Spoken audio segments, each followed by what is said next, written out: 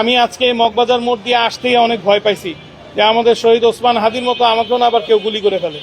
আমি সত্যি অনেক ভয় পাইছি। আমি গ্লাসের পর্দাটা টান দিয়ে তারপরে আমি আসছি। এত ভয় নিয়ে আমি ব্যবসা কেন করতে যাব এই দেশে? আমি একজন প্রবাসী, বাংলাদেশে করোনাকালীন সময়ে এসে ব্যবসার হাল ধরেছি। আমার বাবা ইন্তেকালের পর আমার ইলেকট্রনিক্স আইটেমের ব্যবসা ছিল, সেগুলো সব কিছুই করে আমি চিন্তা করেছি যে পুরুষ মানুষ সবসময় নির্যাতিত, নিপীড়িত এবং অবহেলিত। পুরুষের ঈদটাকে যেন সুন্দর করা যায় সেই উদ্দেশ্যেই আমরা 330 টাকায় পাঞ্জাবি দিয়েছি। এবার আমরা 2টা কিনলে 4টা ফ্রি অফার দিয়ে এই ভাবটা প্রকাশ করতে চেয়েছি। একজন মানুষ 2টা কিনবে 4টা ফ্রি পাবে, 6টা পাঞ্জাবি সে একা পরবে না। সেই পাঞ্জাবিটা তার বাবাকে দিবে, তার চাচাকে দিবে, তার মামাকে দিবে, তার খালুকে দিবে, ফুপাকে দিবে।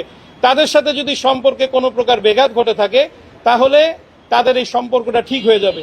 এই চিন্তা ভাবনা থেকে অফার দেওয়ার পর যদি এই সিন্ডিকেট ব্যবসায়ীরা আমাদের উপরে আক্রমণ করে এবং পুলিশ সদস্যরা যদি তাদেরকে সহযোগিতা করে আমাদের গরিব দুঃখী অসহায়দের চালানোর মতো এই প্রতিষ্ঠান বন্ধ করে দেয় এবং সামনে পুলিশ পাহারা দেয় এবং গ্রাহকদেরকে বলতে থাকে যে এই প্রতিষ্ঠানের চেয়ে ভালো পণ্য অন্য মার্কেটে পাওয়া যায়, ওইখানে যান কাস্টমার